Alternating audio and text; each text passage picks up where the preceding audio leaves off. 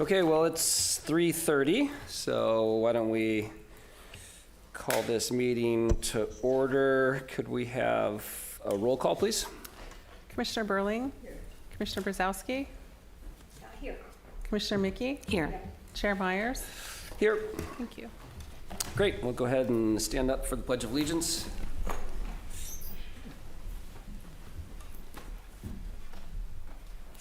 I pledge allegiance to the flag of the United States of America, to the republic for which it stands, one nation, under God, indivisible, with liberty and justice for all.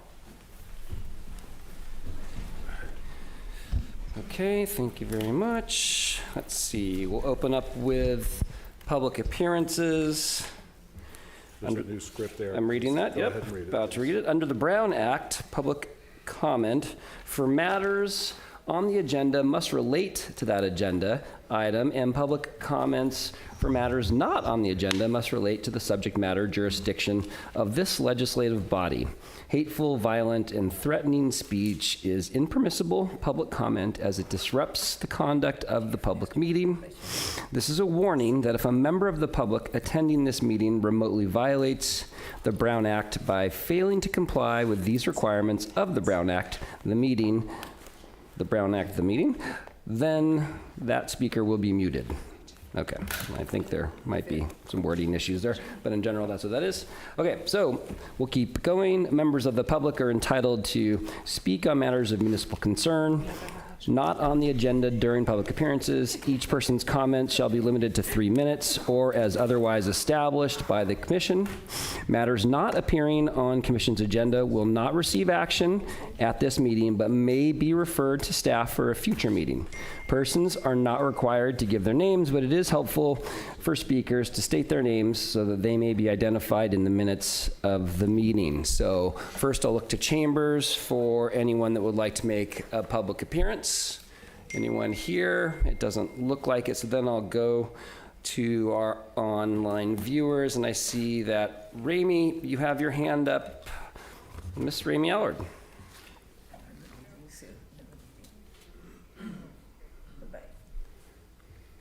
Oh, I think you're looking like you're mute. Oh, not mute. There we go. There Sorry. we go. There you go. My name is Ramey Allard. I'm here on behalf of the Friends of Carmel Forest. And I first want to wish you, JC and commissioners and staff, a very, very happy holiday season from Friends of Carmel Forest. The item of concern for the Friends of Carmel Forest continues to be that we need places to plant trees. We are finding limitations everywhere we go with homeowners that don't want trees planted in their quote-unquote parking spaces. They don't want pine trees. They don't want something to block their view. And we have been informed that the Davie tree survey that was done may have also included some data with respect to future tree placement spots.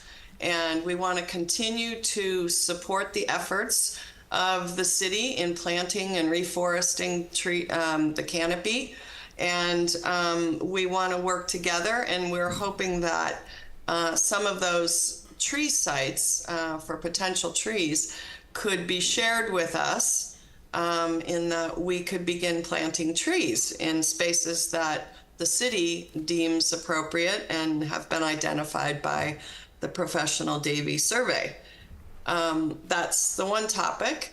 And then the other topic is I'm hoping that the commission can review the requirement for replacement trees to be 15-gallon trees rather than what we suggest is a 5-gallon tree to be planted.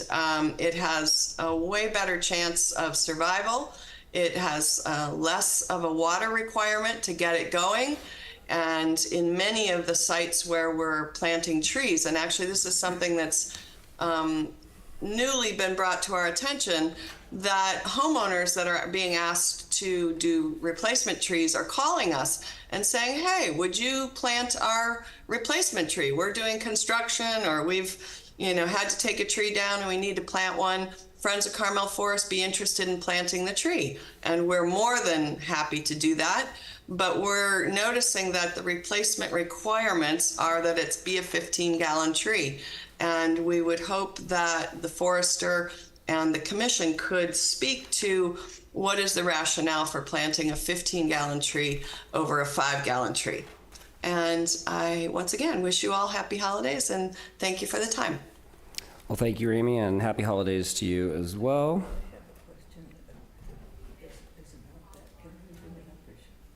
Do you have a question about Ramey's comments? About trees in the parking areas. I think that we'll probably want to save that for a future agenda item. Well, So I think that's a great idea to put on the list. It Remember, has to do with the city law that says that every house is supposed to have one parking place in front of their house, at least the last time I read it. Outside the county is 2 houses. But again, I think that Ramey brings up a couple things that could be considered for future agenda items, and sounds like it could be useful Okay. for clarification. I like it. Okay. Okay, great. you. Let's see, additional folks online. It looks like Dale, you've got your hand up. Thanks for being patient. Dale, go ahead and unmute yourself. Yep. I haven't spoken with the new system yet. I just unmuted. Can you hear me? Yes. Good. Welcome, Chair Myers, Commissioners, Director Harari, and any others that might be in attendance. I'm Dale Byrne, representing Carmel Cares. As a preface to this, I originally intended to do this to a larger audience at the City Council meeting, but after hearing the extended public comment areas, I chose to not do that. So I'm doing it tonight to this group, and I think it's also appropriate. First, I'd like to thank all of our volunteers, donors, and other nonprofits like our friends at the Friends of Carmel Forest and the city for supporting our efforts over this past year. We will hopefully be prepared for the city to accept our donations at the January council meeting. We have accomplished a lot this year and have big plans for 2024. We encourage all of you to support Carmel Cares efforts through tax-deductible donations of any size to help us match the city's significant donations for this year. You can do this from the front page of our carmelcares.org website, and as a 100% volunteer managed organization, we are highly efficient at putting your donations to work, doing a professional job of keeping Carmel beautiful, safe, and inviting. Second, this does relate to the Forest and Beach Commission, although it's a standard maintenance item that didn't require approval. If you haven't already, it would be great for you to go over and check out the seating area. At the Forest Theater, we just pressure washed, sanded, and stained all of the benches and the handrails in the seating area, and it was really heartening to see the full crowds at the events this last weekend. And if you haven't gone to the show, you should go this weekend because it's really something, 3 o'clock on Saturday and Sunday. Finally, I'd like to encourage all of you to read a couple documents that you can find on the city's website. I imagine that the commissioners have, but many times people in the public have not. I read them from time to time and always learn something new. The first is the 53-page coastal resource management element. It's an overview of all the natural resources in the city, and it gives instructions on how to properly maintain them. The other document has more specific instructions on Carmel Beach. It is the shoreline management plan. The current online version is 45 pages, but it seems to be missing several sections that I have some people checking on. It is essentially an historic overview of Carmel's shoreline resources and a user's manual of sorts. We heard from the consultants in the recent climate change meeting on some of the recommended maintenance that should be done every year, and it's covered in that document. The most shocking thing I find every time I read it is the damage done in the storms of 1983 and 84, and 97 and 98. In 83, we lost 40 feet of the bluff, resulting in a multi-year restoration project. There are places that have not been properly protected where this could happen again. And the document does discuss this. Our recent work replacing landscape barriers made it clear that the bluffs are moving and eroding, something which was supposed to be carefully measured. Some more studies are underway, which is good. And hopefully this will receive some dedicated attention and action before we're again faced with another major storm event. King tides are coming this month. The recent collapse on the point showed us that repairs will be expensive, take significant time, and cause debilitating road closures while they're being done. The final thing is, if I have another 10 seconds, is we're hoping to have the city accept our donations this year. And Bob, I have them ready to go. I'm going to be turning them in hopefully early tomorrow morning so that we can get it on the agenda. Just for a little overview, before Bob sanitizes it, it came out to $131,824 in dollars allocated to projects specifically aimed at the city, and 5,908 volunteer hours, not including the hours that it takes to run the organization. And again, we look forward to working with you next year. Thank you very much for what you do, and we appreciate all your efforts. Thank you very much, Dale, and we certainly appreciate your organization at Carmel Cares and all that you are able to accomplish, and look forward to 2024 with you. Let's see, is there anyone else online that would care to speak? It doesn't look like it, so I'm going to go ahead and close public appearances and then shift over to announcements. Thank you, Mr. Chair. I do have 6 announcements. We'll start with some happy news. If you haven't heard yet, Tom Ford, our administrative analyst, and his wife Michelle had a baby boy on November 26th. They're all doing well. We were concerned that there might be some overlap between when Tom's had a baby and when Justin returned from medical leave. The good news was that so the baby was born on a Sunday morning, and Justin returned Monday morning. So there was, just the nick of time. So Justin did return from his medical leave of absence on the 27th, which was good. Unfortunately, today he had to go back to the doctor, so he will not be in attendance at today's meeting, unfortunately. We are ready to go with the agenda as best we can, but bear with us for some of the tough arborist type questions. Next is we have a local realtor, Jen Menke, has been helping us part-time as the temp filling in for Tom Ford during his paternity leave. She's doing a really great job filling in the gaps. Third, I wanted to thank J.C. Meyer and his volleyball colleagues for a donation of $1,200. We used that money last week. We rented a skid steer for 2 days, and we leveled out the volleyball court sand and restored some sand embankment at the foot of the Del Mar parking lot. And all the money's used up. And then some, but that really helped. Number 4, 5 applicants all of them were interviewed for the Forest and Beach Commission vacancy. They were interviewed, I think, Monday this week. A tentative selection has been made. I do not have a name. Neither does Tamara or Commissioner Mickey, who was kind of trying to pry the mayor. Do you have any gossip for us? But it is on the council agenda for the January 9th council meeting. So we may have a new commissioner at the next meeting, hopefully, if all goes well. Okay. City Hall offices, or not the City Hall, but the city offices will be closed Friday, December 22nd through, and opens Tuesday, January the 2nd. For that includes public works and forestry, so we'll be shut down. Of course, police and fire and ambulance they don't get the time off. But happy holidays to all. And last but not least, please save the date. Saturday, April the 20th in Devendorf Park, 10 to 2. This will be our annual Arbor Day, which we've had every year. This will be the same time we'll have our second Earth Day, like we did that last year. And it's also being merged with the Community Day, which was scheduled a few months ago, but it rained and it was canceled at the last minute. So it's going to be a triple big event. Community Day, Earth Day, and Arbor Day, Saturday, April 20th. That's it.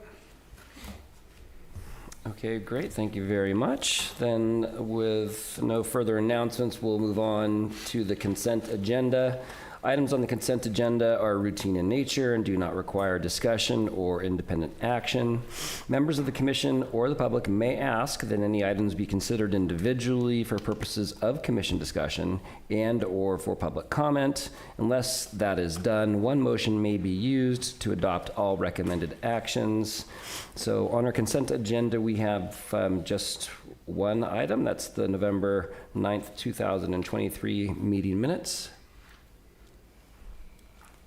I'd like to make a motion to approve the minutes from October 12th. Okay, we have a motion to approve and we have a second. Could we get a roll call then? Oh, that was Sarah. Commissioner Burling. Commissioner Burling, Yes. Commissioner Brzezowski, Yes. Commissioner Mickey, Yes. Chair Myers. Yes. Thank you. The motion is passed. Okay, thank you very much. So today, under public hearings, which is the sequence of events that we do in this meeting, we were to consider the pruning of the 2 coast live oak trees in the public right-of-way at the northwest corner of Lincoln Street and Santa Lucia. Having polled the fellow commissioners, there is a belief that because our forester is not present, that this should be postponed or continued into the next meeting so that we can have his knowledge and expertise here. So if everyone's in agreement with that, then what do we need? What's the process that we need to do? Well, I think you have to do open up for public comments on the motion to continue Okay. to next month. And based on any feedback, then vote to do that or not. And just for the record, staff is able to make a presentation on this, but we do not have the technical expertise that our forester does. Got it. So that's an option to the commission. So they are ready to make a presentation, is that what you said? We could do the staff presentation of the report, lacking the technical expertise of our forester. And we appreciate that and know that, of course, you've come as best prepared as possible. We totally understand that. So then with that, I'll open it up to public comment and to chambers first. Obviously, the applicant is present. If you'd like to make some comments in regards to our thoughts to push this out, sure, you're more than welcome to. You could step up to the podium, please. Thanks. Good afternoon. My name is Stephen Yu, and I'm the applicant. In light of the city forester's unavailability, I'm fine with postponing the hearing on my application because I think it would be beneficial to have his expertise in the discussion. Got it. Appreciate that. Thank you very much. Then looks like no one else here in chambers, and so look to online if there's anyone that would like to make a public comment about this continuance. Doesn't appear to be so I'll go ahead and close the public comment and bring it back to the commission. So I imagine we need to make a motion to do this and then go ahead and vote on it. and then vote on it. So would someone care to make a motion? I'll make a motion to continue the public hearing on the application at Lincoln Street and Santa Lucia Avenue. Tree permit application 23-201 To the next meeting? to the next meeting. Okay, great. Sarah. I'll second that motion. Okay, if we could get a roll call, please. Commissioner Burling, Yes. Commissioner Brzezowski, Yes. Commissioner Mickey, Yes. Chair Myers. Yes. Thank you. The motion is delayed. Okay, thank you very much. So that actually will close out our public hearings and move us into orders of business. No, Bob, we're on a pretty good pace, so don't screw it up. Orders of business are agenda items that require city council, board, or commission discussion, debate, direction to staff, and/or action. We've got 5 different pieces of business. The first would be the preliminary results of the Urban Forest Master Plan Community Survey. And I imagine I'm handing that to you? Mm-hmm. Okay, thank you. Thank you, Mr. Chair.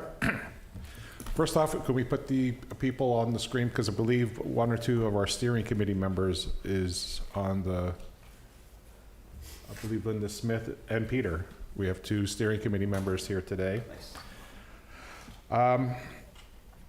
Okay, so right before we posted the agenda, we got the preliminary results from the community survey.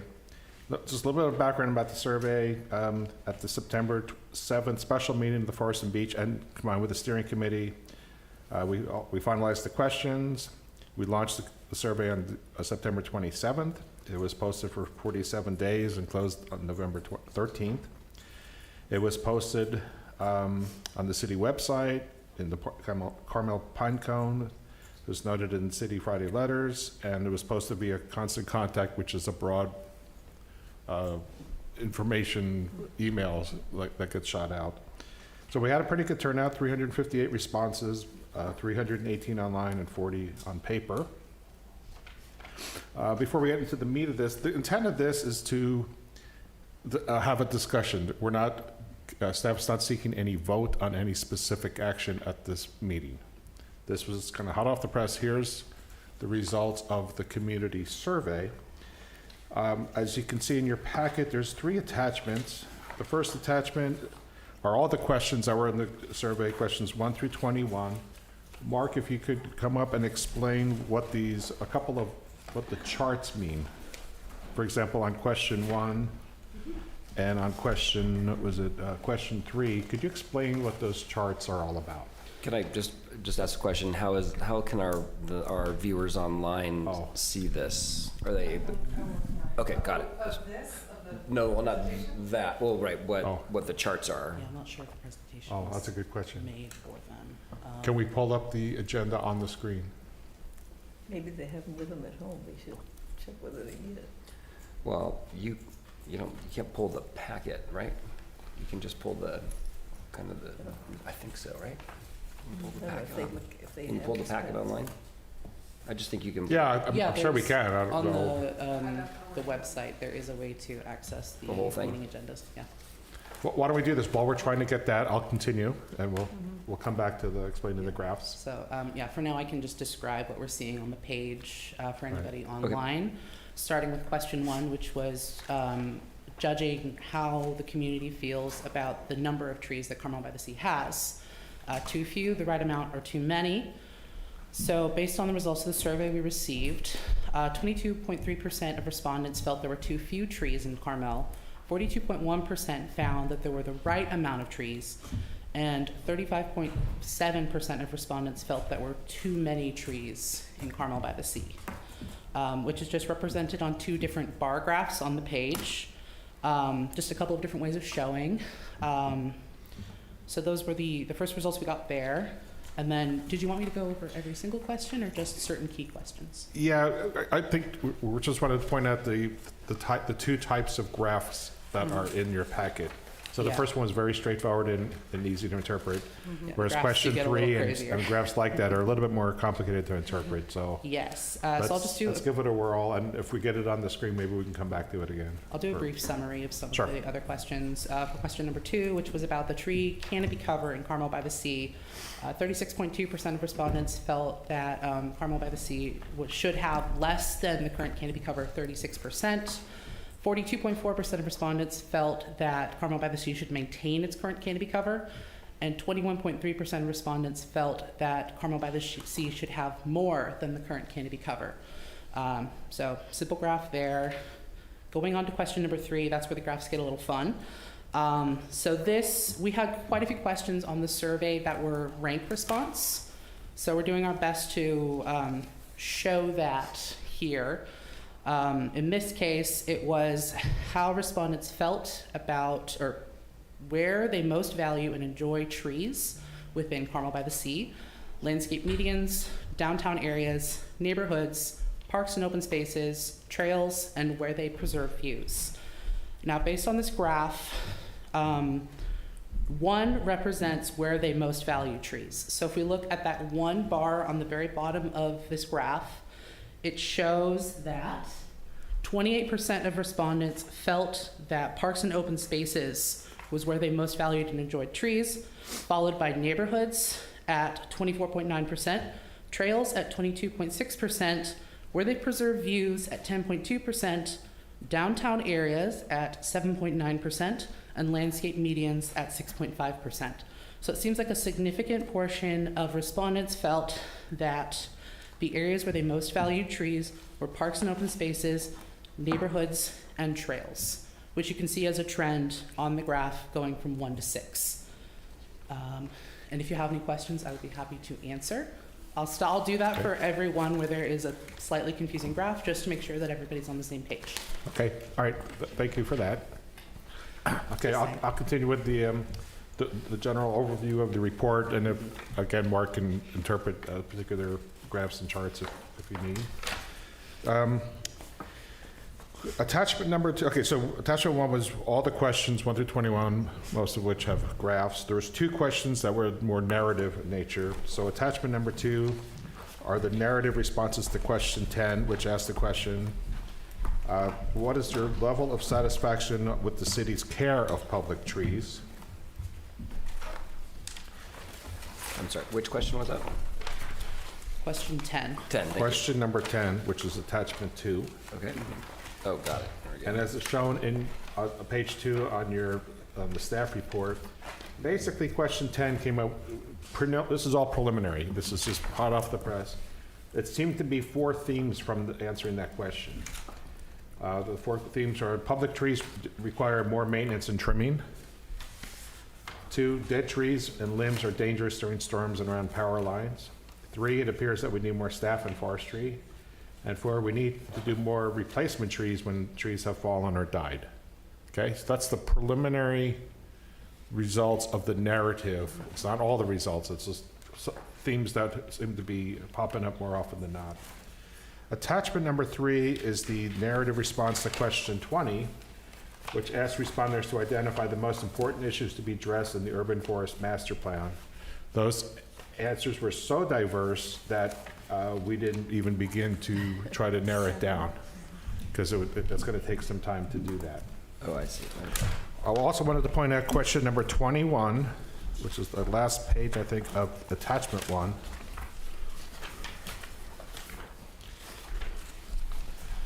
And this was the question, what is your connection to the city of Carmel-by-the-Sea? And the respondents, 81.3% are residents of the city and own property in the city. 7.7% are residents but don't own property, so I guess those are tenants. 8% are not residents or property owners in Carmel, but they live locally in the Monterey Peninsula. 1.9% are not residents, but they own a business or work here in Carmel. And only 1% are residents from further away. So I think what we're saying here, what's shown here, that 81% are local residents who own property, and 18% combined are either tenants here, they live locally in the peninsula, or they work here. So that's 99%. That's really a good representation of the local population, certainly in my opinion. Sure. We should probably see a breakout, though, of the resident property owners, residents of just Carmel-by-the-Sea. The data should probably be tabbed to exclude people who aren't residents, and I don't know if that's possible, but if that's it is possible. Okay. It's very possible. Well, yeah, you would know. It's possible. Okay, we'll get Yeah. that to you. And I had also offered to Tom to help do the coding on all Yes. those open-ended responses. Right. I can still do that if Okay. you want. Yeah. It's easy to do, and Okay. it would help. It takes, Okay. it's easy to do, Right. so I can help you with that. Okay, so again, this is the beginning of the process of interpreting the data. A couple other things. A big picture issue here is that this is just the information from the community survey. This document and these responses alone could be many discussion topics of policy decisions for the commission, how to implement better forestry practices, with our field crews. There's a lot to digest just from this, and yet this is one component of the urban forest master plan, which is going to go into a lot of technical studies on tree canopies and soil types and planting locations and the tree inventory and all that kind of stuff. So over the next couple of months, as we receive this urban forest master plan, we're going to be, I won't say inundated, but we're going to receive a lot of information, good, valuable information. Today, the thought here is to seek the commission and the steering committee's guidance, like, now what are we going to do with all this information? Holy smokes, we're going to have a lot of information, a lot of valuable information that directly is going to impact the village for, 40 years. We're not going to be able to implement all these things at once. We can't plant 1,000 trees and remove and prune every tree that's near a power line. How are we going to prioritize all of these things based on the information of the survey and from the reports that are forthcoming? I have a question, Bob. Sure. What is the relationship between this report that the group is doing, that we're paying money for, and what we've gotten from locals? Because the locals have had probably no part to do with with what they're writing. This survey, right, should be input. This survey is a component of the urban forest master plan.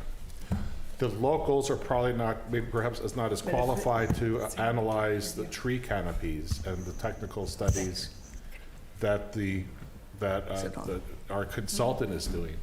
But this is part of the end result when we see the urban forest master plan. So we're going to see their report, and then it will change according to. Right, it's locals going to be who their, send it's the going to be consultant's tree inventory, Yeah. and they assessed all 10,000 trees. Right. It's going to be their technical studies, it's going to be the community survey, it's going to be the stakeholder surveys that I believe the commission and the commissioners and the steering committee members did that. Okay. And it's going to be all compiled together by a consultant who's done this for other agencies in the past. Then we'll have a draft plan, which will be presented to the commission and steering committee a number of times. It's not going to be one, boom, here it is, it's all done. It's going to be a process. We're going to unveil it when it's ready.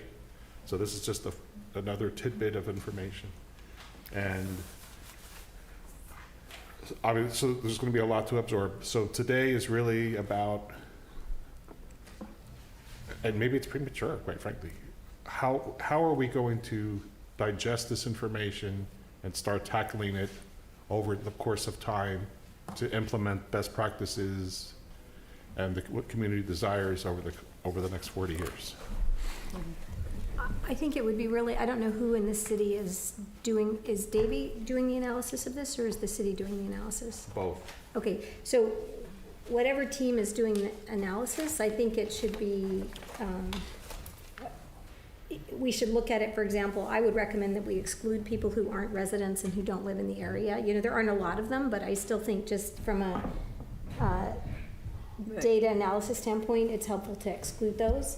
I think it's very easy to do. I also think you have enough, the great news is you have a sample size that you can run statistical significant analysis on, and it should be, all the questions should be run for statistical significance. I can, if you need help or they need help, I can help with that. Sure. And I think the coding on the open responses would also be great. And so that, I'm happy to assist someone in your group or someone at Davie with that if you'd like. But I think having an actual, how do you say, getting to a PowerPoint presentation of the community survey that can end up being an attachment to the urban master plan or just be used as an input would be really useful for you, for us, right?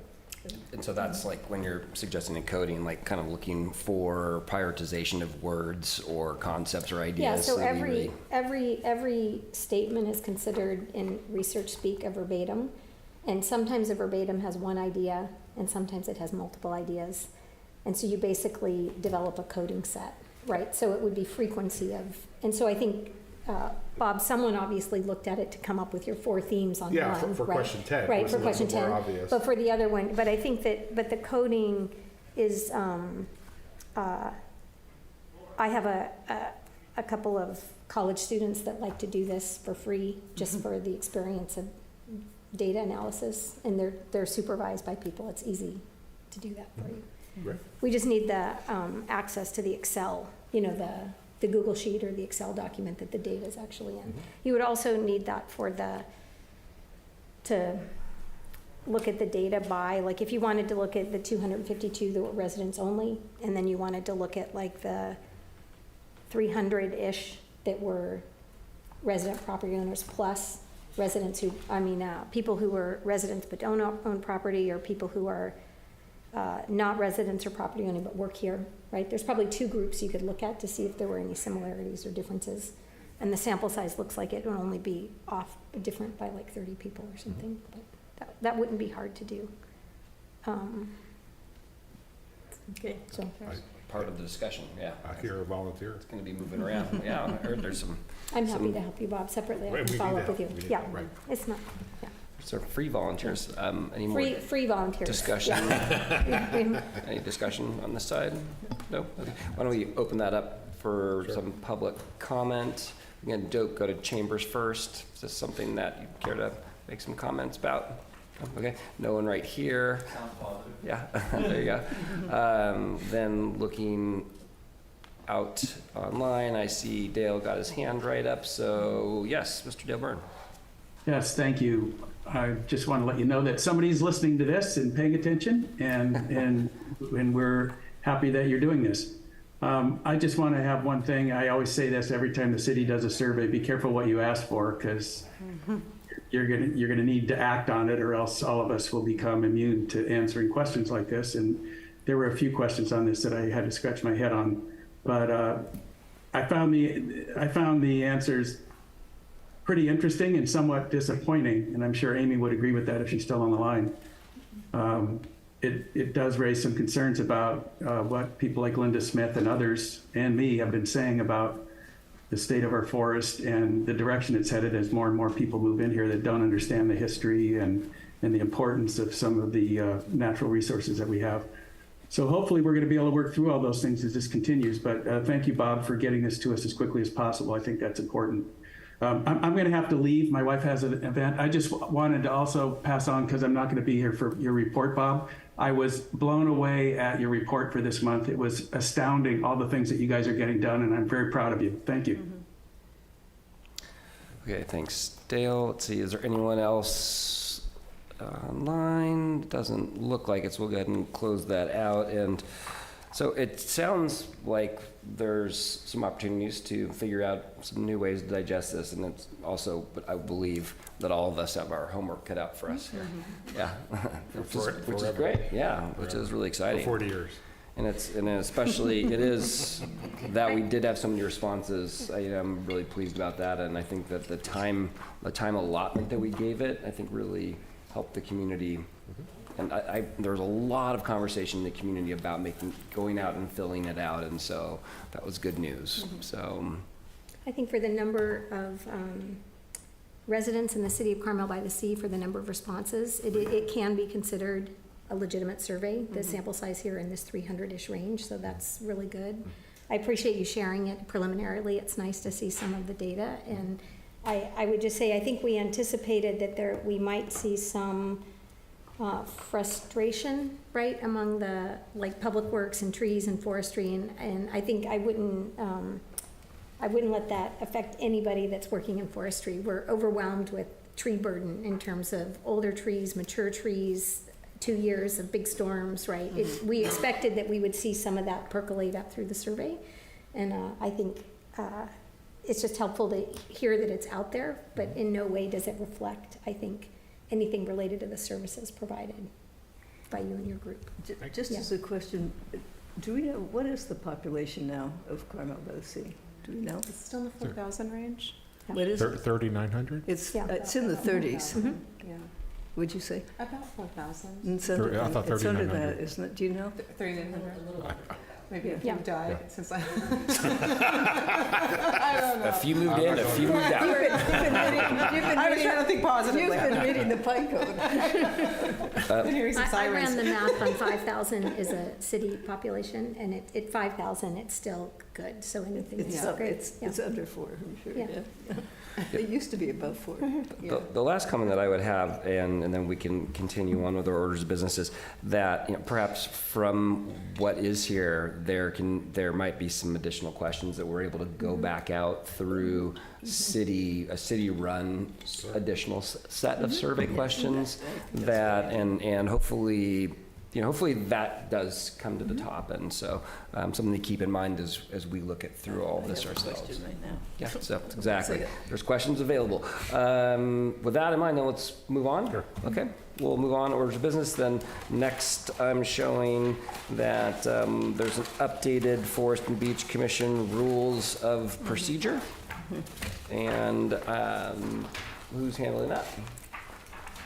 I think Mark insisted on handling that. Oh, yeah, I insisted. You insisted? Can't get rid of me that easily. There was something You like, stayed the public hearing. insisted, like, all right, I'll do it. Okay.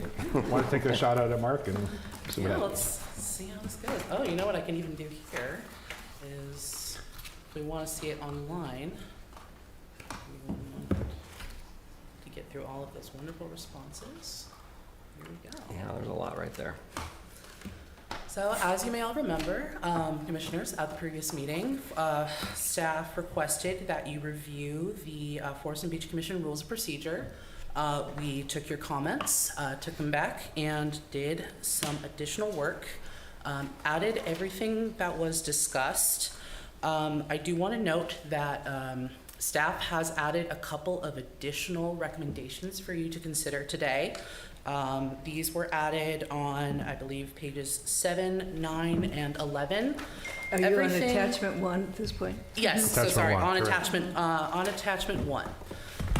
Everything in red was discussed at the previous Forest and Beach Commission meeting.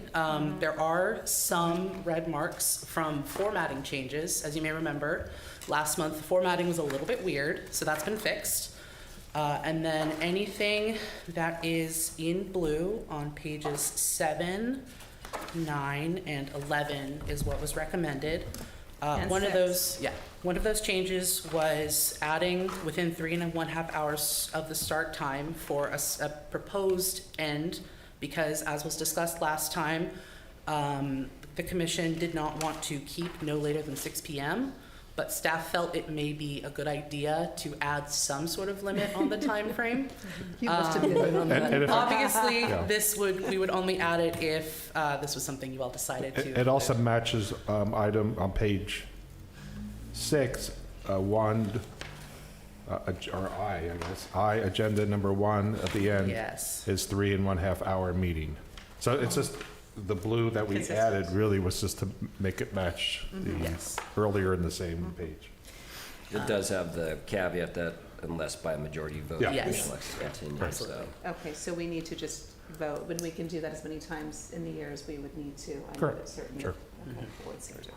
Yeah, an additional change was adding, if a continuation date cannot be determined, it's on page 7, 2A. If a continuation date cannot be determined, the motion shall be made to a date uncertain. To clarify, that this was not discussed before it wasn't recommended by staff, it wasn't discussed. It was, as we were wrapping this up, like, oops, wait a second. If we're gonna make that change, now would be a time to do so if the commission so desires. Okay. The next change is on page 9, number 4. There was some discussion at the previous meeting of when the Forest and Beach Commission should consider applications that involve development. It was discussed that it could fit under the application was incomplete, but we felt that it may be prudent to include additional wording to clarify that the Forest and Beach Commission may consider an application incomplete if it has not been considered by Community Planning and Building or the Planning Commission. So we wanted to at least recommend that maybe some additional wording is added to clarify when an application is incomplete and you may ask that it go to the commission. And then on page 11, we changed some wording. So the Office of Forest, Parks, and Beach no longer exists. That is old wording back from the early 2000s. So we did recommend a change there.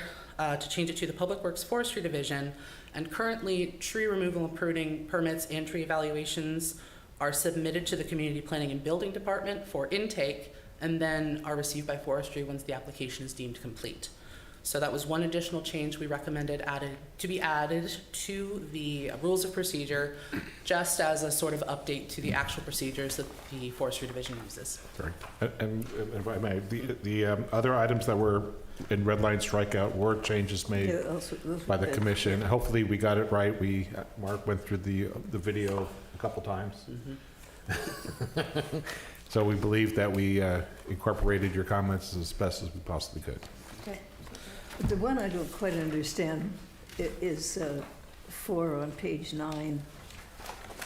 If the application is incomplete, then we're suggesting we go to another part of the city to figure it out. So this would be if the application was incomplete, Or, or if you feel that the application requires further review. So incomplete applications is something that would refer to if an applicant doesn't include a site plan or something like that where the application is considered incomplete. So we did want to recommend adding additional language to clarify that we may also consider that type of application as incomplete. and it's also reflects current practice, and it gives the commission more flexibility to kick something back to the planning commission if you so desire. Okay. Okay, any, So maybe just say or if. Like Or if. Or Yeah. if. Yeah, happy to add that. And if the commission adopts these procedures, they would go into effect at the next meeting in January, the first meeting in January. And that includes the new meeting time of 2:30 and the process of meeting in the field. If there's a tour of inspection, meeting in the field first before coming here to Gavilan. So our beginning in January, we're meeting at 2:30? well, it will be if we adopted today. If we adopted it today, correct. Right, then that would be the case, even though the language was a little confusing today. But yeah. Okay, well, that's, is there additional discussion right here before we open up for public comment? Is there any additional thoughts from the commission? As for review, no, it doesn't look like it. Then opening up to public comment, start with chambers. Doesn't look like it in chambers, then putting it back out online. Is there anyone online? Have you got a view on that? No one has their hands raised. No one has their hands up, so we'll close public comment and bring it back. Then for any additional discussion before we would make a motion to adopt? That would be the case, right? Sure. Any additional discussion from the commission? I don't have any. So we are looking then at starting the meetings at 2:30, according to this, and then if we... Part of that, correct. Where'd you see that? I didn't see that. I think that was, Is that still in attachment 1? Yes, it's an attachment 1, page 5, item D1 on the top. And that's what it used to be from the prior version, but somehow along the way, over the last 21 years, it changed to 3:30, and we don't know why. To So clarify. it's 2:30, I'm sorry, so it's 2:30 start, and then the revision on page 7 says to adjourn within 3.5 hours, Correct. right? So that would be 6 PM. Correct. Okay. so tours So would if- still be yeah. prior. Right, and So basically for the Could be- tours, the rule of thumb, 2 could be 1:30, depending. Correct. Just depends on the Right. amount, yeah. we usually do we figure 2 tours for half hour. So if there's four locations, that's an hour. If there's 2 locations or less, then half After hour. lunch. You'd be after lunch then, okay. But in fact, if this is adopted in a few minutes, then next month, if there's a tour, then meet at the site of the tour, First. like was sort of. Like we did today. Like we did today. Like the language said. Like sort of what it, So like what it said. Do you want me to reread it? I had a question read it at one, Sure. I just had a question at 1A, where we said 2/3 of the members shall be residents of the city and the remainder may be residents of the city sphere of influence. That's attachment 2, we haven't gotten there yet. Well, Is it? no, that's in, That's right here. that's in page, that's Oh, I attachment didn't one, see the that. very first thing in the document, that's why. That's interesting. Attachment Went two. right The over reason it. for that, if you recall from last meeting, was Oh. that matches the municipal code. Okay, So it's kind of, it's just to be consistent with the municipal code. But that, we can, the way it got that outsiders could be on it was when my sister was mayor and then not enough people were applying for Forest and Beach. I think that's right. And so now if we have enough, we need to change that. That is. Right. And so if it has to be changed by city council or whatever. Right. What I would suggest to staff would be adopt these procedures because they haven't been updated in 21 years. Yes. It'd be a lot more current and up to date. Remember what we said last month is part 2 of this process is now start looking at the municipal code, making modification, but that's a longer process. That's a legal process, public hearings, council approval. Mhm. If there's a change there, then we can come back and make this edit simply, Mm. easily at that time. So can we do But if we- it about, go ahead. But if we wait until this 6 or 9 month or 12-month process for the municipal code change, then it's gonna be another year of going with the old, outdated bylaws. Okay. Well, maybe we could have an understanding or hope that they have the understanding that we try very hard to have local people. So the concept would be that making a future agenda item after this is adopted so that it gets additional discussion and then it can be moved forward to address the municipal code, which would Right. take 6, 8, 9 months, whatever that Right. process might Right. be. That's But correct. once we adopt this, then we've established today's current, not 21 years ago. Right. Right, and then let's go after some of the Okay. things that. And if you recall from last month, when I was sick in my office, was part 3, part 2 is municipal code update, and maybe we have to reflect, match this again. Part 3 are the municipal code sections on trees and shrubs. We have 2 of those. They're both outdated, they're inconsistent, they conflict.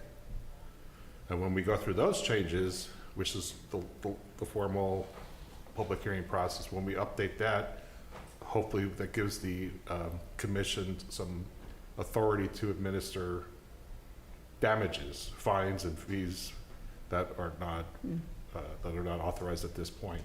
So there's a lot more changes with the municipal code, but this was like the low-hanging fruit. Let's start here and then I'll work our way up.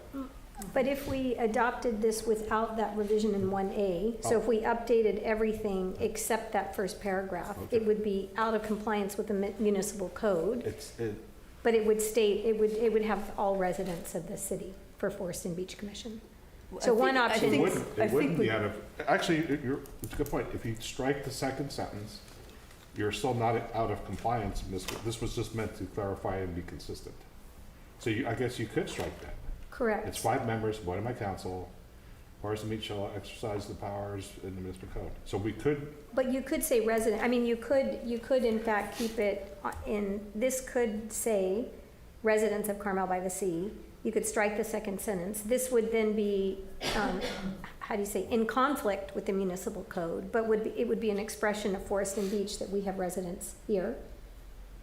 And then if the municipal code for the city was never updated, right, you could always come back and revise this section later. I think it would be updated, yeah, it just takes a while. So you're just suggesting that even though you might make the changes to the rules of procedure, you know that reality is the municipal code is going to supersede it? correct. Correct. So somebody that really wanted to, for example, in an application pool, I think by keeping this just residents and knowing that it's that one aspect is out of sync with the municipal code, it would be an expression that would be the preferred status of people on this commission. And, it doesn't mean that someone couldn't be appointed because the municipal code would obviously be the higher authority, but it will at least be an expression of this group that we prefer to I think that'd be a good resident. temporary thing until it can be changed in the municipal code. Then it would, it's different who is selecting. I mean, right now it's Dave and Bobby, but it won't stay that way. And do we run over and be sure they know that this is our preference? So I agree, I think that would be helpful to leave it that way, that you said. The reason is if you have a 5-person commission, it leaves the possibility for 2 to be non-residents. And I think in this particular forum, the issues that we're asked to engage in every month are directly related to residents of the city, right? So I think it would be harder to be someone who didn't have to abide by the code or the residents in this particular instance.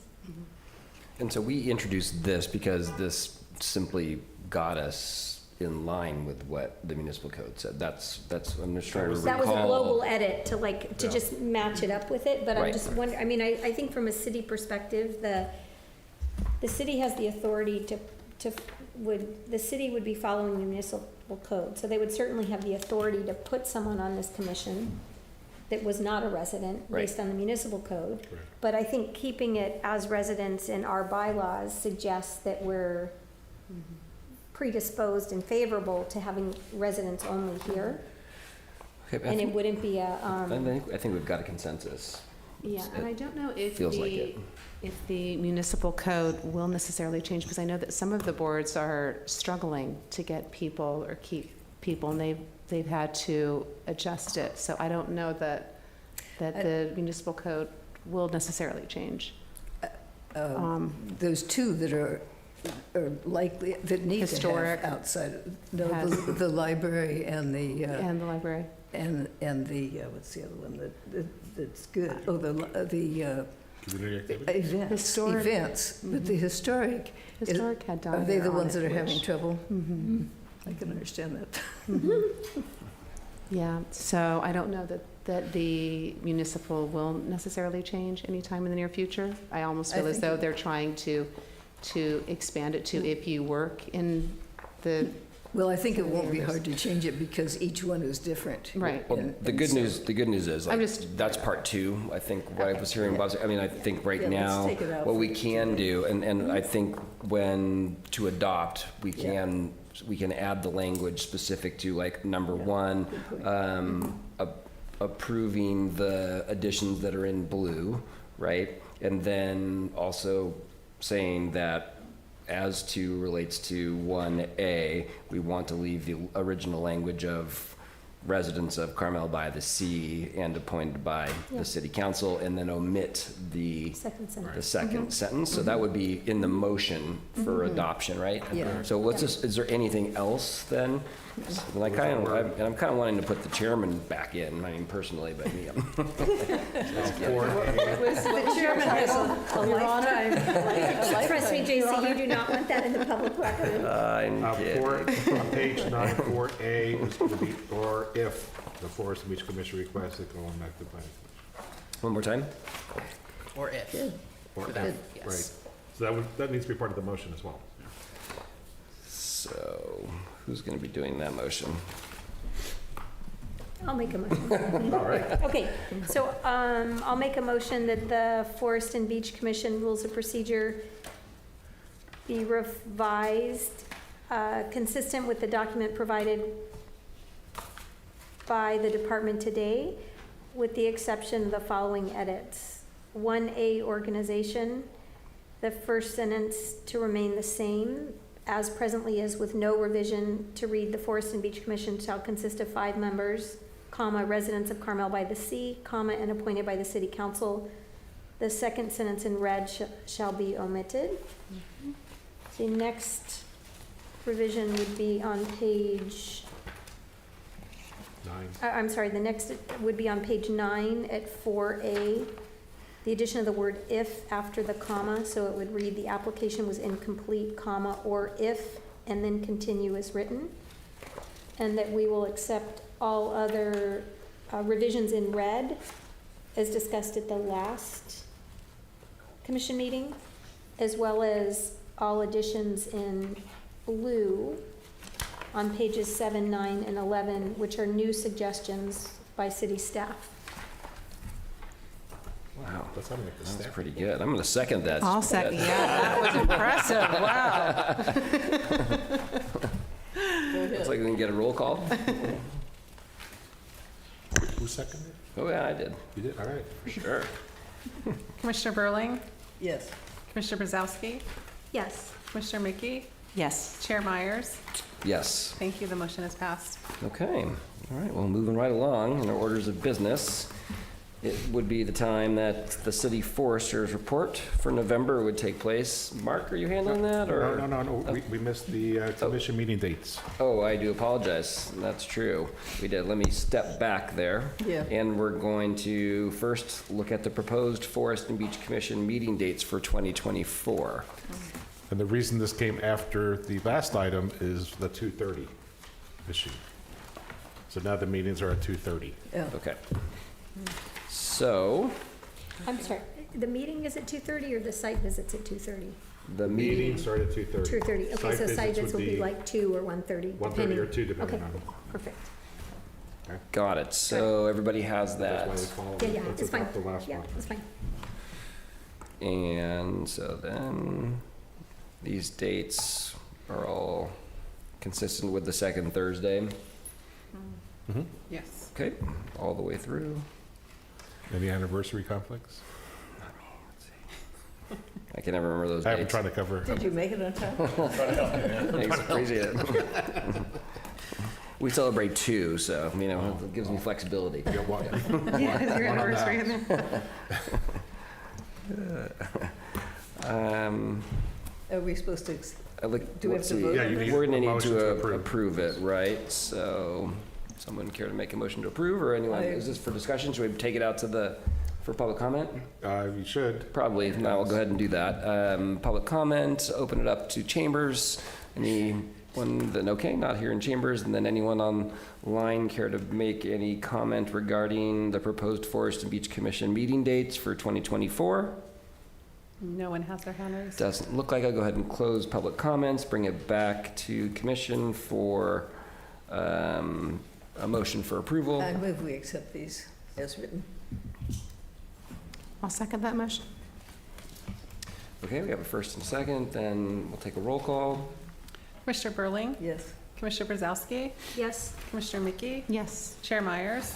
Yes. Thank you, the motion is passed. Thank you very much. Okay, so there we were. City Forester's report for November. Yes, thank you, 2023. Mr. Chair. Yes, I will cover for Justin, because I half wrote the narrative anyway, so I think I can wing it. All right, so here's the Forester's report for last month, November 2023.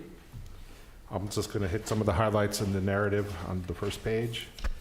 For the Davie Resource Group Urban Forest Master Plan, they updated the draft recommended species list, 75% complete, so that's a recent improvement.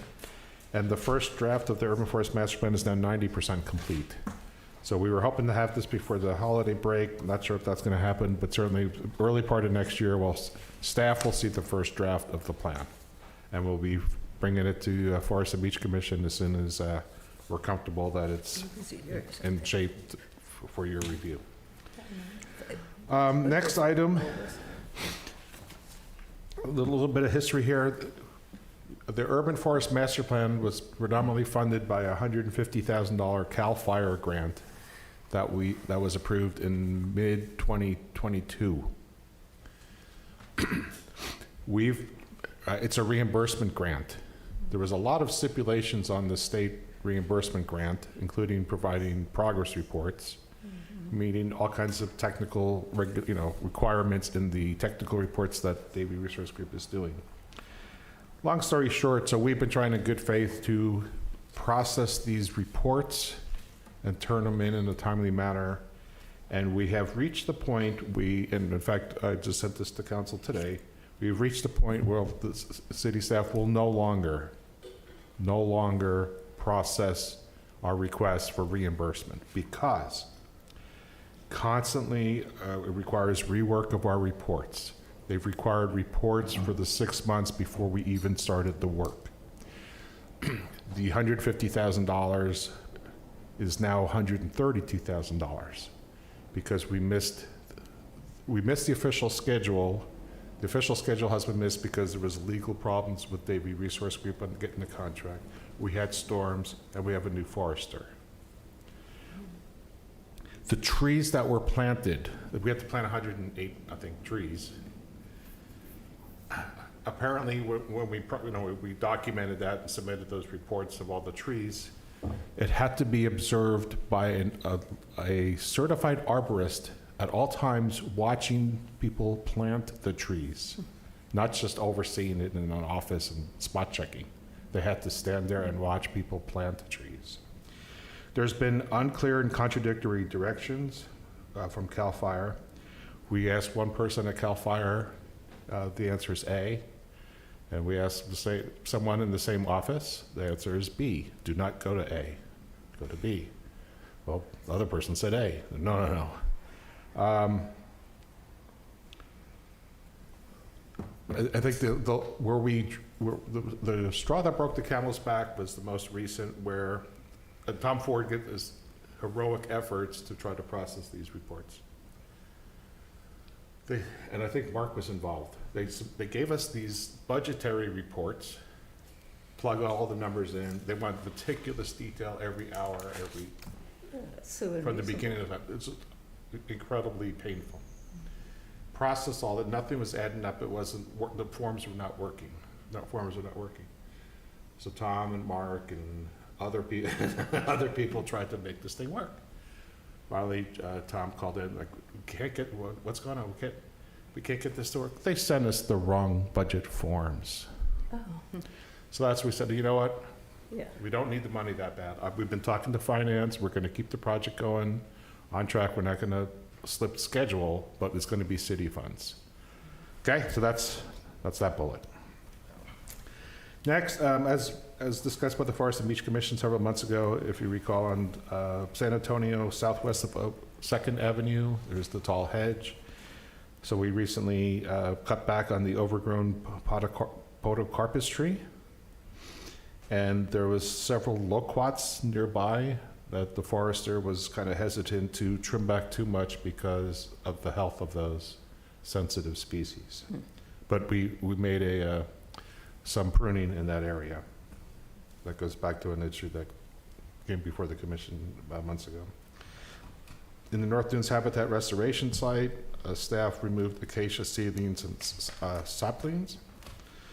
We removed, with the Friends of the Mission Trail Nature Preserve and staff, we removed unauthorized cactus that was planted in the Mission Trail Nature Preserve.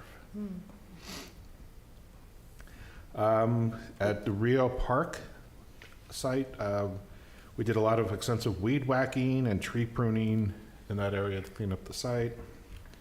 We ordered a batch of large cypress trees from the nursery, and we have more pines, cypresses, and oaks coming in early December, or soon, for planting in the coming months. To date, in this fiscal year, since July 1st, contractors removed 59 dead or dying trees or hazardous trees, pruned 13 trees, and ground out 48 stumps. So if we can connect the stump locations with the Friends of Carmel Forest's requests of where the new trees can go, I think we need to connect the dots there.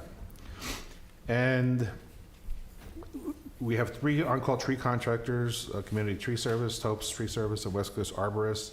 So they've been issued a number of task orders. We've pretty much used up our allocation of funds, except we have some reserves for storm events. So we've gone as far as we can, and for the mid-year budget, we're going to be asking for an additional $200,000, $100,000 for more dead tree removals, and $100,000 for more stumps. Okay, so we're going to keep plugging away at it. You said 100,000 for stumps? Yeah, 100,000 just for stumps, and then 100,000 for more trees. And I think we're down to 400 stumps. 450. No. More? Still have close to 600 stumps, because we We were still over have 600 stumps at the beginning of this year. Oh, okay, But I shouldn't have as asked. part of our task orders, we have been requesting that tree service companies grind the stumps of trees that they're removing. Right. So we're trying desperately not to add to that number. Good, thank you. Anyway, so that's happy to try to answer any questions you have. From the commission, any No. questions? Anything? I had one, I think. What is it? The nursery order for large cypress, pines, et cetera. Are you, and those orders, are those 5 or are those 15-gallon? You know? I know a little bit. So I do know that for one project, we did actually order larger trees. So I think a 24, 36-inch box. But I think in generally we do stick to the 15-inch, the 15-gallon replanting. I don't know off the top of my head, but I do know there are some reasons. But I would have to review with Justin, and we can speak on it next month if you would like. Okay, great. Would appreciate that. That was really all I had. Anything? No? Then. I'm just wondering, do we have, as we're approaching end of year, is there any communication that we do on an annual basis to our, like, property owner residents about forestry department, like things that were accomplished in the past year, or? We do not, next month we'll have these year-end graphs are report. based on through November, so with a month we'll have through December. And if you're familiar with the Friday letter, we usually post in the course of the calendar year 2023, how many trees and stumps and permits and whatever, pruning. So we do that historically in In the Friday January. letter. In the Friday letter, not the pine cone. Do you know what the number of recipients on that Friday letter is right now? Anyone can get it, 1,200 of or- course, you just have to Yeah, let. I can find out and let you know probably tomorrow or Monday.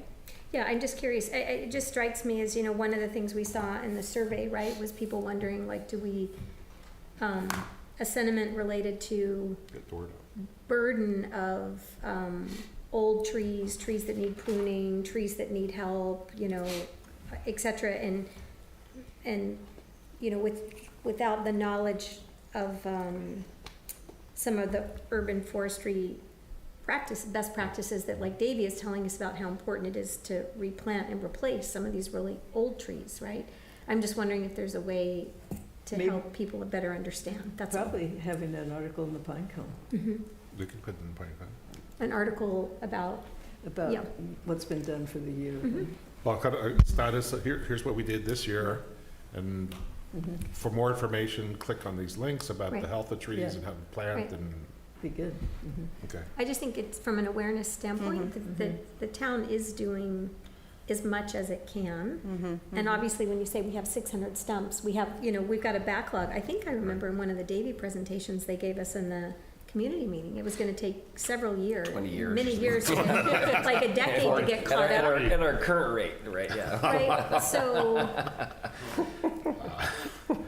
Right, so I don't know, just There some. was prior to you guys coming in as commissioners, we were actually working on with our prior forester and with Friends of the Forest with Brainy, we were putting together kind of how's the best way to put it, like a Pamphlet or. way to get the word out of like that positive promotion about what's actually happening, but also an educational tool that I think should be revisited in 2024. And I think probably just because of the fact that our forester chose to take another job, and I think in their storms, things fell kind of to the wayside, but it's a great point. And I think that is something, I agree 100%, and you're right, comments in the survey speak to it. I mean, it just might be, I think I think the power is coupled with education, right? So maybe as we progress the whole urban forest mastery, there might be a way to create some kind of, a place on the city website that people can click on, because I think the Friday letter, people sort of look to more as a what's happening kind of thing, as opposed to maybe a forestry I think beach anything will go in the specific. Friday letter Yeah. that we want, but But people have to request the Friday letter, so it's, I'm assuming it's very small. Something in But addition people do to, read those, so Yeah, absolutely. people write in and they, Yeah. good, bad, or whatever, they Sure. they It's do. positive PR. Yeah. You do a really good Right. job. And I'm I just saying, think, I would just say, my sense is like the Friday letter and what Yeah. else could we be doing that was Like maybe on the forest and whatever. beach specific, right? That could, because I think even the, like restoration that's happening on the North Dunes and, you know, things that are, non-event related, but in the, you know, care of the forest. and Ongoing beach. efforts. Yeah. I think what's been really useful that I've noticed are the little plaques from, I believe it's the Friends of Carmel, all of the trees on the Mission Trail and on Scenic, all of the new plantings. I've really noticed those in the last few weeks, and I think that's really drawing attention. There's actually a little plaque that says, you know, so I think that anybody, if we can do that even, just to draw some attention, because you sometimes don't notice if there's just a tree there and you think, was that tree there before? But if there's something there, that we even put for just a temporary amount of time, and then once it's sort of known, we can move it to another tree, but that's really drawn a lot of attention, I think. So doing things like that. And I also had a question about a bench that was on Scenic. We take care of all the benches, we put in all the benches, is that correct? That's correct.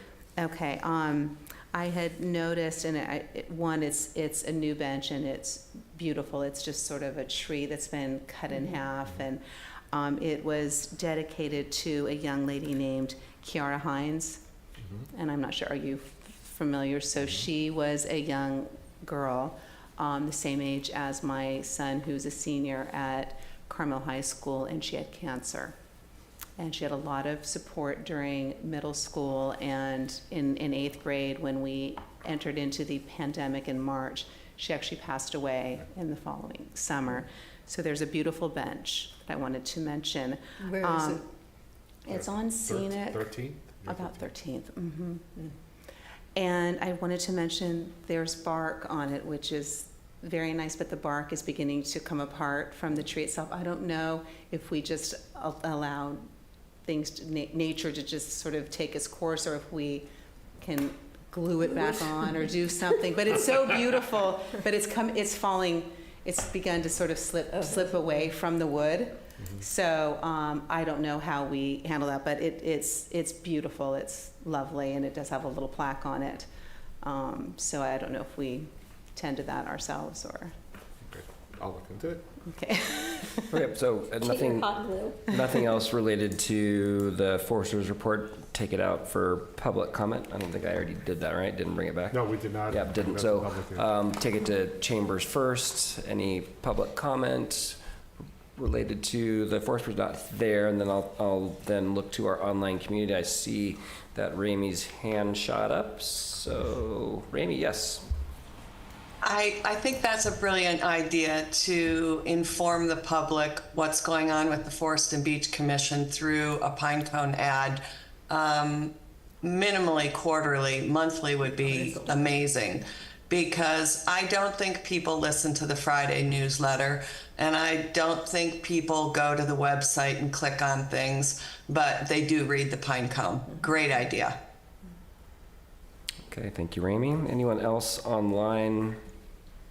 It doesn't appear so, so go ahead and close that public comment, bring it back to us. We've received your report, and I believe we can move on in our orders of business. Then it looks like, last but not least, the Public Works Director report for November. Okay, thank you again, Mr. Chair.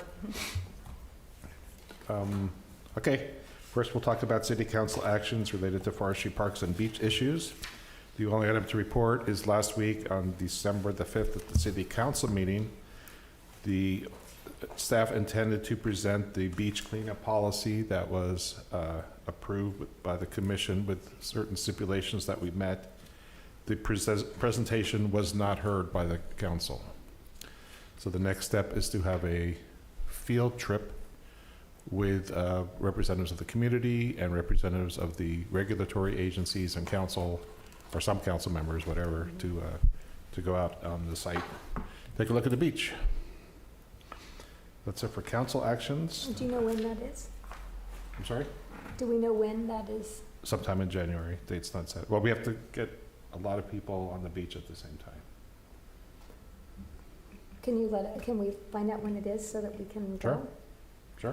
There's probably a requirement that we're going to get that. Okay, Oh, I just, sorry. yeah. Yeah, Do we- you tell okay, me. all right. Do we have a date? No, not yet, not that I heard. It's a great idea. Yeah, that's a great idea. Okay, forestry, parks, and beach-related capital improvement projects, couple items. Good news, for the Mission Trail Nature Preserve well, tank, and pump house removal project, in the past I reported that the pump house and the tank were removed, and the power pole. The well has been decommissioned.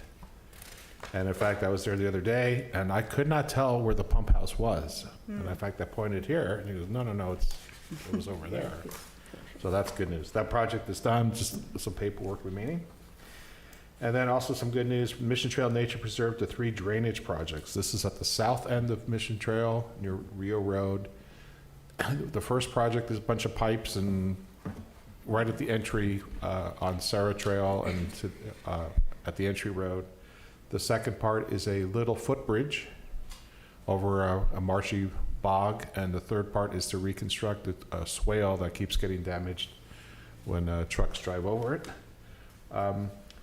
We've been working, the plans, the project's been done for over a year.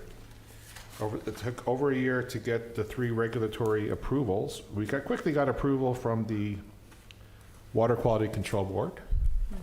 Fairly quickly got approval from the Army Corps of Engineers. Might have had that reversed. And it took a year for us to get approval from the California Department of Fish and Wildlife Service. We just got that last month. Okay, so we got all the regulatory approvals. So now we can set dates in our bid documents and go out to bid in January. Okay, so that'll be the next big project in Mission Trail Nature Preserve. That's for capital. Third is the climate action and climate adaptation plan implementation. The climate committee was reformed, I mentioned before, and the first meeting was held on November 16th. It was the first time since the climate action and climate adaptation plans were adopted by council in August 2022. At that meeting, the coastal engineering study was presented. It's the 2 technical reports that was seen by the Forest and Beach Commission. The first being the coastal infrastructure condition assessment, which was the repairs to the walls and the revetments and the beach stairs. And the second was the sand drifting offshore and back onto the beach, and the tides and the El Nino events. So those are the 2 reports that was seen by this commission, was also reviewed by the climate committee and well received. And also the staff reviewed the first draft of test 3 and 4 of the coastal engineering study with our consultants. Task 3 is the shoreline and beach erosion exposure modeling, and Task 4 is the coastal hazard and sea level rise vulnerability assessment. Now we're talking about, from the conditions of repairs to be made on the beach itself, how sea level rise and future storms could impact the bluffs, the parking lot, the dunes, that type of thing. So now we're getting more into the bigger scale issues of how climate change will impact the shoreline. So anyway, we were hoping to get this before the commission, maybe February, March timeframe. But those reports are, it was very interesting to see those draft reports coming around the bend. And volunteers.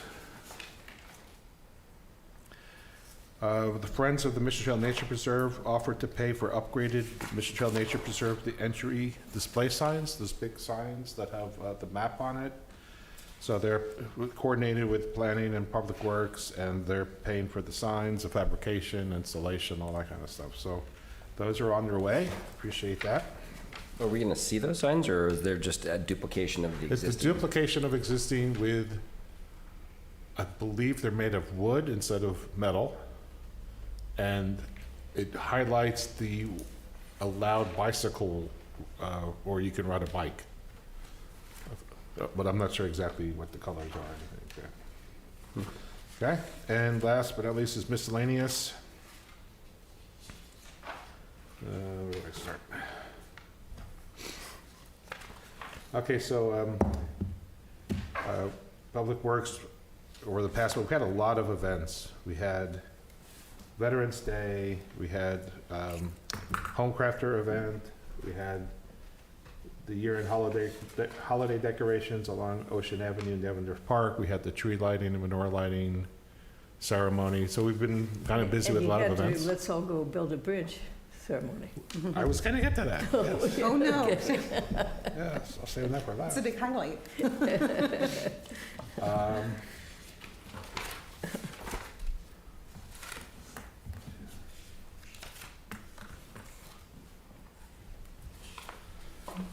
I don't know what the next one is. And then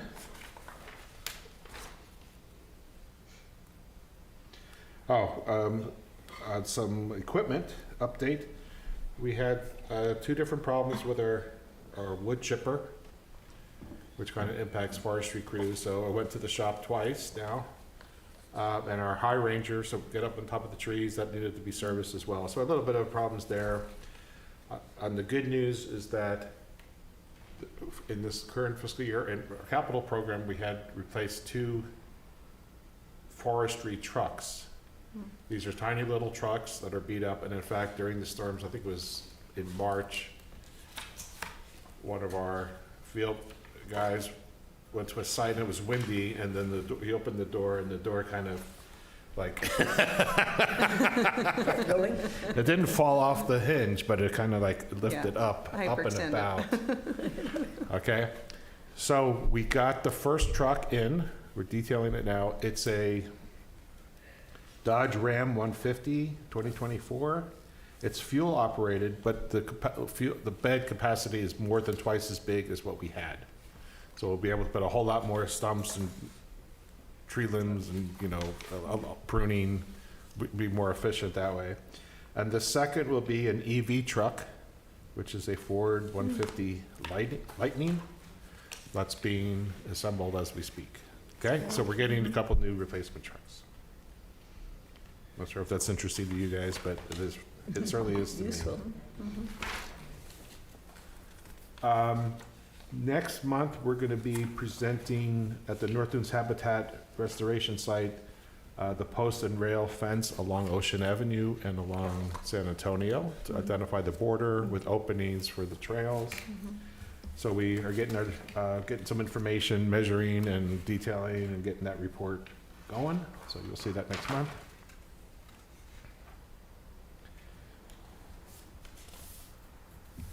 And last but not least, every year in Public Works, we have like in December, we take a couple of days to do something a little bit different, something for ourselves. A couple of years ago, we just cleaned out the garage, and there was an amazing amount of junk that we took to the dump. This year, it was either painting the kitchen or, hey, let's rebuild a bridge. Let's do something out in the field. So a month or two ago, the footbridge at the entrance of Mission Trail Nature Preserve at 11th, we've been limping along for so many years. That bridge got to the point where it cannot be salvaged anymore. It's exceeded its lifespan. So on Monday this week, Monday and Tuesday, we had a Public Works team building project, and there was some naysayers perhaps that, I don't want to do that. This is the worst thing. I don't want to do that. Where's my safety gear? This is going to be manual labor. I'm not doing any of that. I believe my vision. You? This was me mostly. I had safety gear. So that was just for him. Everyone, hands-on. We all had a great time. Far exceeded the expectations, I think, of everybody. It's a beautiful bridge. It's a beautiful bridge. We also did the entry road. It used to be right at the entry. It used to get all muddy and gross, and when it rained, it was just a big muddy mess. and PG&E would go through there and make it worse every winter. So this year, we kind of rebuilt the road. I wanted to point out Yvette and Jessica, no, was it Mary? Javier. Oh, the demo? Okay, so Yvette and Javier and Mary demolished the old bridge by kicking it apart. Yeah. So, which is really great because that will reduce the cost when we demolish the police Yeah. building, which is a different Great. capital project, but that'll be a lot of kick. No, so it was a real great team effort. It was fun. We got a brand new bridge. We estimated $50,000 if we contracted that work out with the road and the bridge, and but maybe spent $2,000. Plus, we had a good time doing it. Wow. So we saved money. It's a great team building project, and the thought is we'll do it again next year, maybe even 6 months. That is So good. if you haven't seen that, please I've go got some out. stuff at my It's house nice. for next It's nice. year if you want.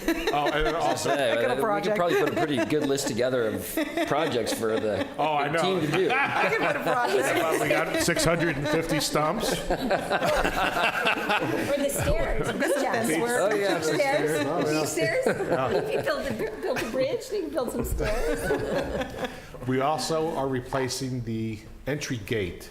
There was that aluminum gate that was all busted up. That will be replaced, supposed to be tomorrow. And we painted, I spray painted the poles myself, which was Wow. great. There's pictures. You'll see in the Friday Yeah. letter. And many of my staff commented like, Bob, we didn't know you were able to do any physical labor. Yeah, I felt like I went to the gym. Really. I overdid it at the gym, but I'm fine. So, happy to answer any questions, or we can take it out to the public. There any questions for our director and what he's presented right here? Not me. Didn't have any of my own.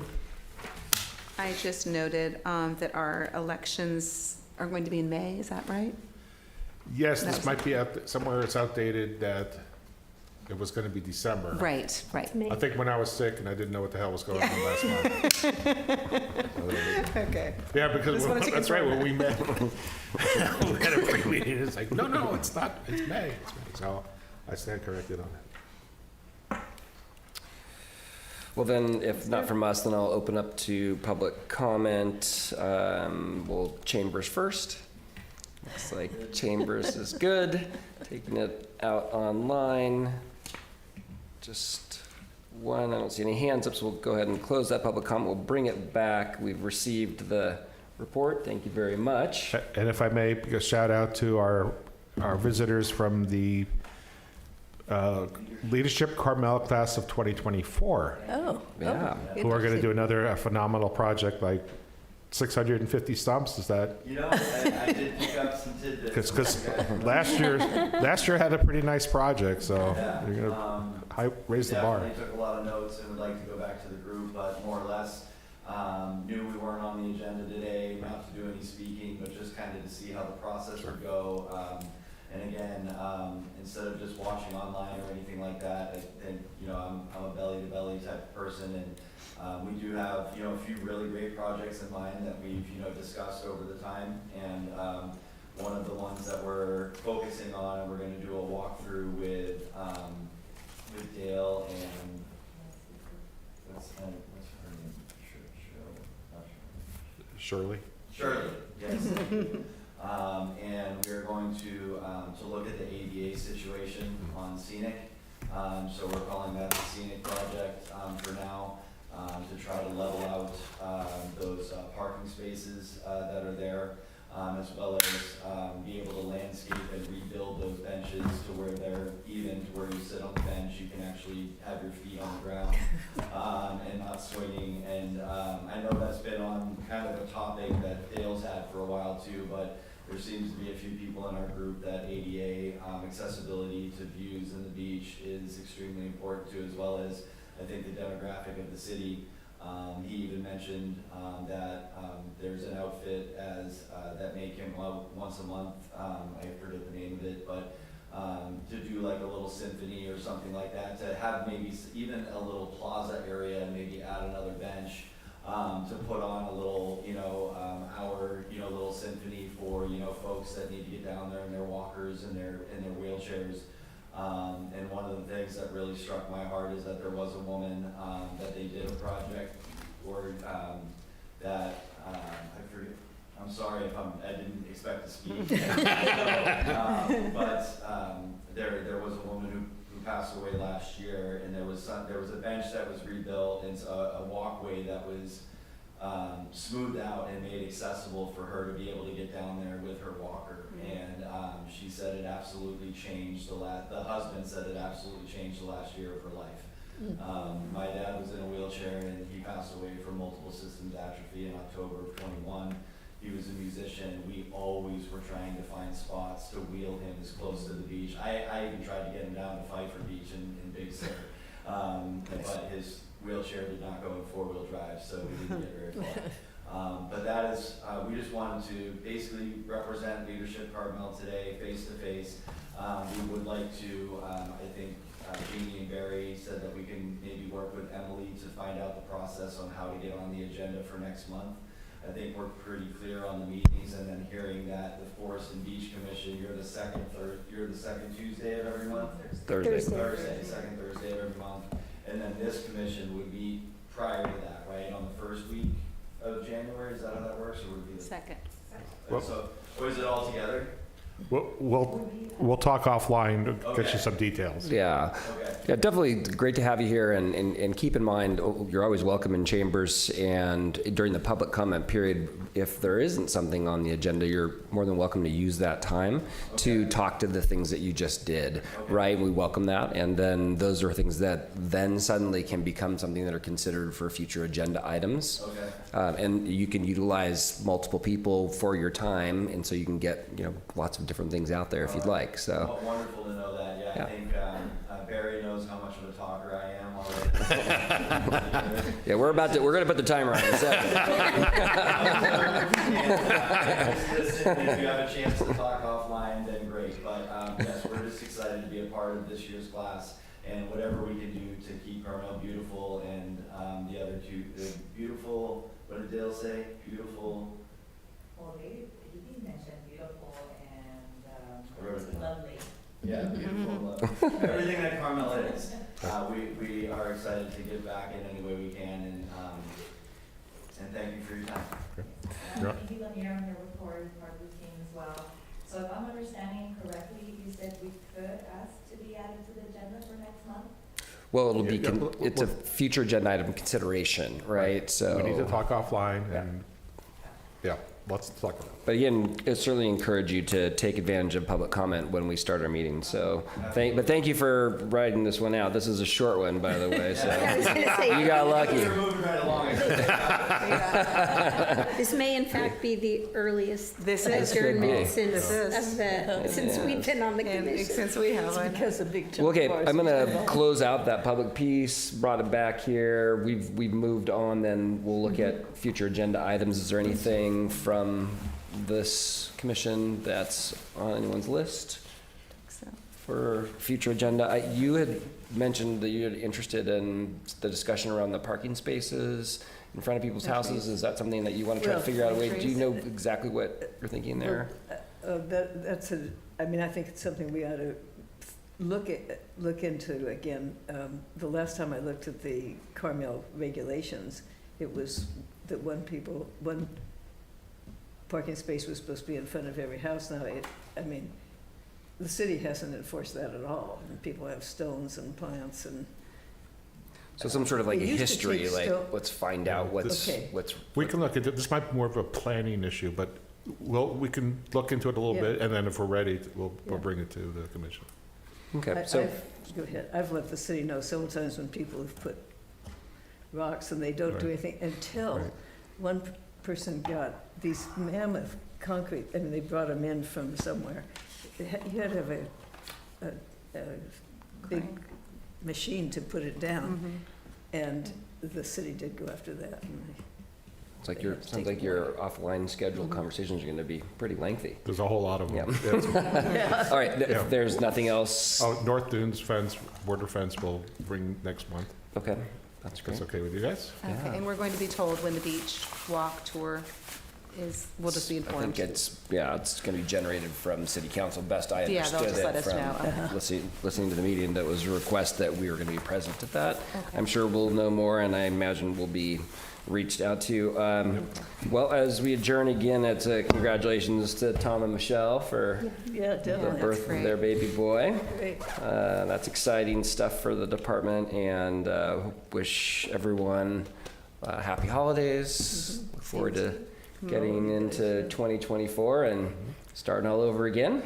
So with that, At 2:30. I think we're adjourned. Thank you. There it is, a little gavel. Is the pres-